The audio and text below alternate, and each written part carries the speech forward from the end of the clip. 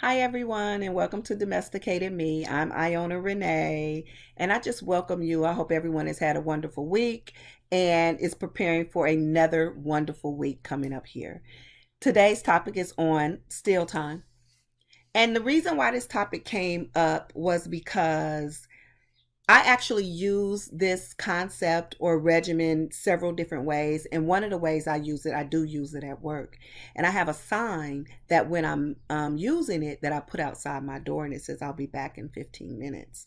And basically, it's because I have instituted still time on the job. I've went into my office, cut my light off, and just sat there to quiet my mind. And it's normally because I need to come up with I need to draft a letter, or I need to focus, or I'm about to do something that's going to be more that the hours, maybe it's a call that's going to be 2 hours or so. So I try to prepare myself mentally in that way. And so someone asked me about, meditation and how hard it was.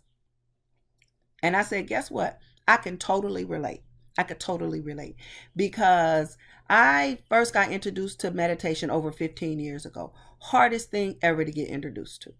I tried to do it. I wanted to sit down on the ground, back straight, legs crossed. I wanted to have all of these different moves that I thought that my mind needed to be totally blank. I couldn't have any thought process. I thought that it needed to look like I was in outer space, like just nothing but stars and blackness, and I couldn't be thinking about anything, or no pictures, or no nothing, or no thought process. And every time a thought would come up, I would just bat it out of the park, just like with so much emotion, like, get out of here, I'm trying to meditate. And it was just seeming like so much of a chore. Like literally I could have played for the Dodgers back then, because I just was, and I was like, how can this be beneficial? And you got to do this every day? Like for real? I don't see how it can be beneficial. You got to do it every day, because it is hard to even focus for 5 minutes. And you are you telling me you guys actually sit here for 30, 45 minutes and focus on all this stuff? This is just too much. So I never really understood, how I would get through it. But then it came back around. A teacher found me.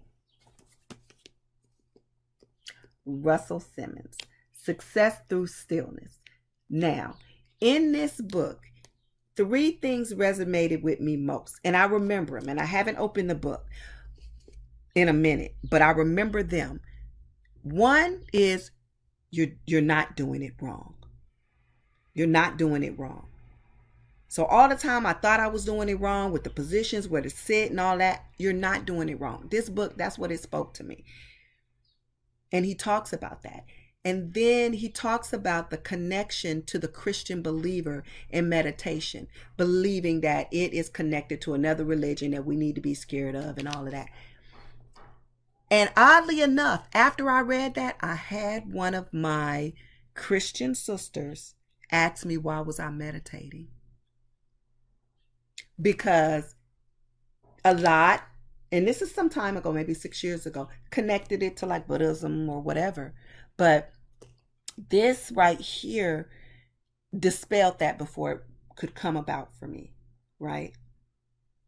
Then the other thing is, there's a study in here.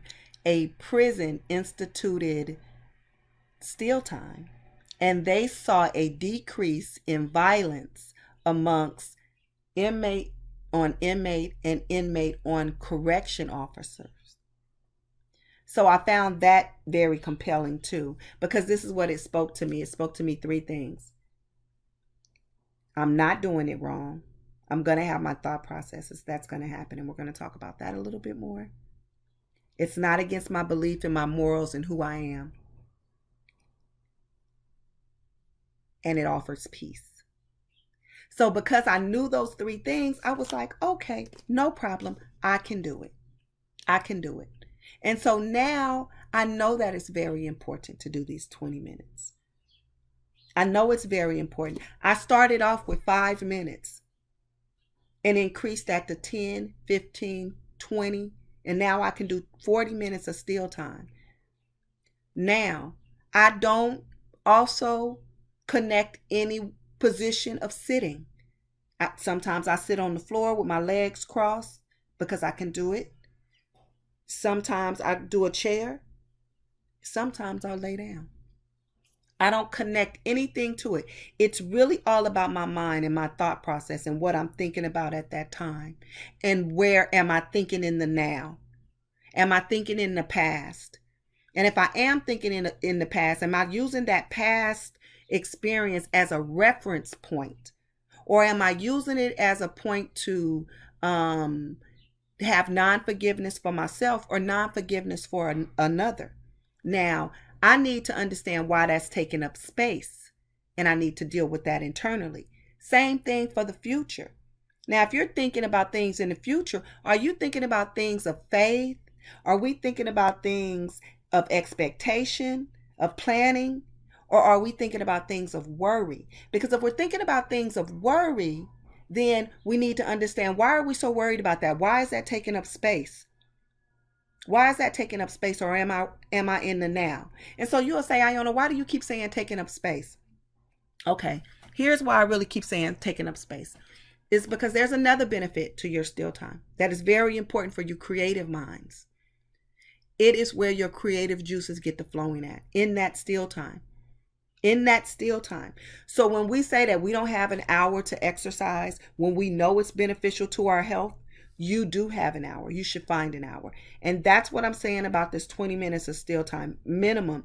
You got to find 20 minutes of still time. It is for your benefit. It is for your benefit because it does these things for you. Body, soul, and spirit. Your creative juices will get to flowing in this way if you do it. You just gently push those things that don't need to be around. And then you can, because now you're paying attention to your thoughts and you're saying, okay, what is that about? And then you can deal with it internally, where you're not meditating on that thing that has nothing to do with your life anymore. You can't control it if it's the past, it's already happening. So you keep replaying it in your head and trying to redesign it into something else. It's not going to really get you anywhere. And it's the same thing for the future. If you're focused on worrying whether or not your son is going to fail the 11th grade because of the behaviors, you're in the wrong space. That is something you cannot control, and it's not forward thinking. What you can control is the planning of trying to get a good grade, the passing part, tutors, or whatever you need to institute. There's things that you can do, but the worrying part is the part you need to be more careful with. Okay, just a little bit more careful. So we're right about at that time. So I just really wanted to let everybody know that thank you for listening. Thank you for stopping by and chatting with me today. If you like the content, please subscribe, share it, let your friends know, like, comment, because I like twofers. I like to really, really have twofers in my life. So if you could do that for me, that would be great. And I'll be talking to you guys the next time. Have a blessed day.